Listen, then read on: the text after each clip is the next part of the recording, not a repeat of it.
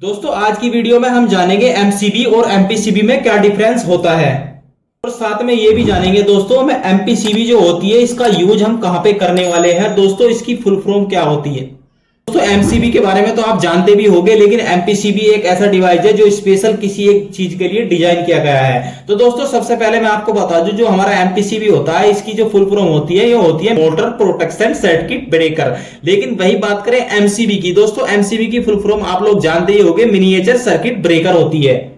Full form तो आप लोग समझ गए हो, जो एमपीसीबी होती है इसकी होती है मोटर प्रोटेक्शन सर्किट ब्रेकर और एमसीबी होती है मिनिएचर सर्किट ब्रेकर। दोस्तों इसके नाम से ही आप लोग समझ गए होंगे, यानी कि ये हमारी मोटर को प्रोटेक्शन देने के लिए डिजाइन की गई है। दोस्तों वाकई में जो हमारी एमपीसीबी होती है ये स्पेशल किस लिए मोटर को जो हमारी मोटर होती है उसको उसी के लिए स्पेशल डिजाइन की गई है, यानी कि मोटर के लिए एक स्पेशल डिजाइन की गई है जो हमारी मोटर होती है उसकी प्रोटेक्शन के लिए। दोस्तों एमसीबी और एमपीसीबी में हम क्या डिफरेंस जानेंगे कि यानी कि हम एमसीबी का यूज करना चाहिए। तो दोस्तों आज की वीडियो में मैं आपको क्लियर कर दूंगा तो एमसीबी हमको क्या प्रोटेक्शन देती है जो हमारी मोटर के लिए, और एमपीसीबी क्या क्या प्रोटेक्शन देती है। हमको अपनी मोटर पर एमपीसीबी लगानी चाहिए या एमसीबी लगानी चाहिए। दोस्तों हमको अपनी मोटर पर क्या लगाना चाहिए, एमपीसीबी लगाना चाहिए। दोस्तों क्यों लगाना चाहिए, मैं इसके 4 कारण आपको बताने वाला हूं अभी।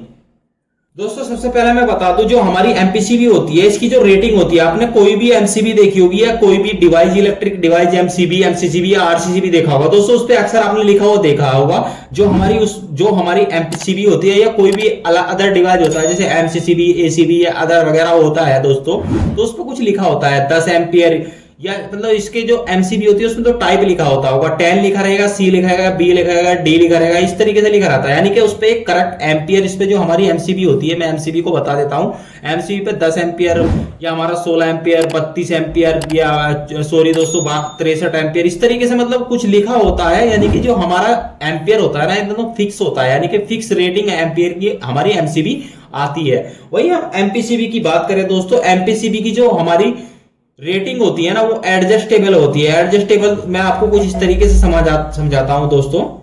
एडजस्टेबल इसलिए कह रहा हूं दोस्तों, इसमें एक बटन दिया होता है कुछ इस तरीके से, आप देख सकते हो जो हमारी एमपीसीबी है इस पे एक बटन दिया गया होता है छोटा सा दोस्तों।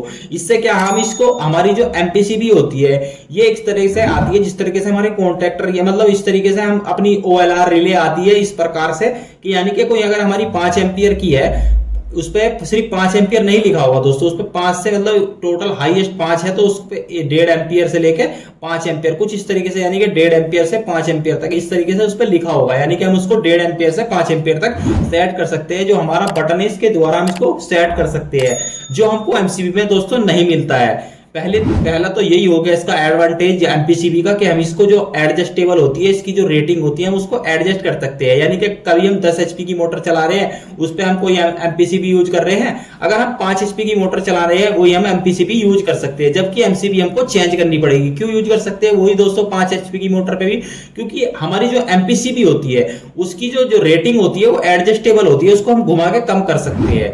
एक एडवांटेज तो ये हो गया।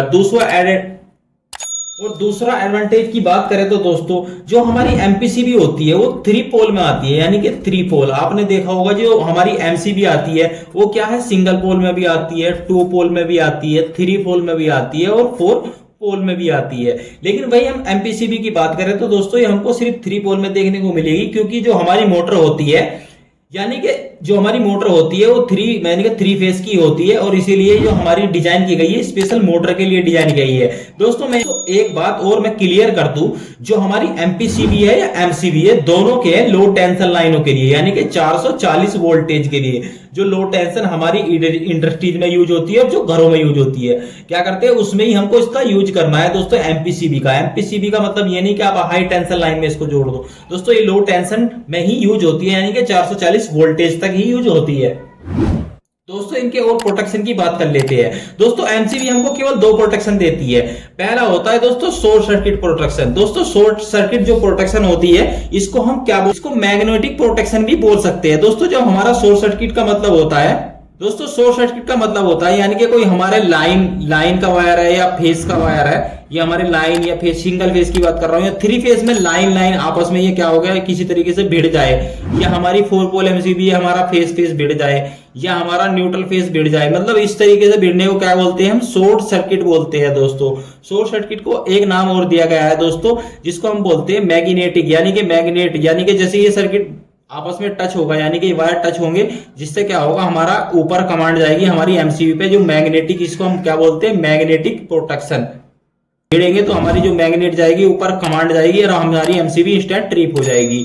इसको किसी इस तरीके से समझ लेते हैं दोस्तों। हमारी एमसीबी होती है, अभी इन पे से क्या है, इनपुट है, यानी कि इसमें इन आएगी, यहां से आउट गई है, ये क्या हो गया दोस्तों, आउट है। अगर ये आपस में भिड़ जाते हैं किसी कारण, कोई सा भी एक कोई से भिड़ जाता है, तो इसको बोलते हैं हम शॉर्ट सर्किट प्रोटेक्शन, इसको मैग्नेटिक प्रोटेक्शन भी बोलते हैं। और दूसरी दोस्तों हमें प्रोटेक्शन मिलती है जो एमसीबी से मिलती है दोस्तों, इसको बोलते हैं हम ओवरलोड प्रोटेक्शन। ओवरलोड प्रोटेक्शन, मान लेते हैं कोई मेरी 10 एम्पियर की एमसीबी है, इसमें से मैं 20 एम्पियर फ्लो होगा, तो ये होगी दोस्तों ओवरलोड प्रोटेक्शन। दोस्तों ओवरलोड प्रोटेक्शन का एक नाम होता है जिसको हम बोलते हैं थर्मल प्रोटेक्शन दोस्तों, इसको थर्मल प्रोटेक्शन भी बोल सकते हैं। आपको दोस्तों थर्मल प्रोटेक्शन अगर आपके सामने कोई नाम ले रहा है तो इसका मतलब है दोस्तों ओवरलोड प्रोटेक्शन, यानी कि आपको इसे थर्मल प्रोटेक्शन जो हमारा है इंडस्ट्रीज में अक्सर हम बोलते हैं थर्मल प्रोटेक्शन। आपने सुना होगा जो ओएलआर होती है वो थर्माकोल ओएलआर रिले भी हम उसको बोलते हैं दोस्तों। तो दोस्तों भैया हम बात करेंगे एमपीसीबी की। एमपीसीबी में और ये 2 प्रोटेक्शन के साथ साथ और भी 2-3 एक्स्ट्रा प्रोटेक्शन मिलती है, जो मैंने आपको अभी बता दिया। एडजस्टेबल, ये तो एक हमारा एडवांटेज हो गया दोस्तों। तो हम बात करते हैं इसमें भी यही मिलता है हमको, शॉर्ट सर्किट प्रोटेक्शन मिलेगा दोस्तों। और शॉर्ट सर्किट के साथ साथ हमको क्या मिलेगा, जो हमारा ओवरलोड प्रोटेक्शन है ये भी हमको मिलेगा दोस्तों।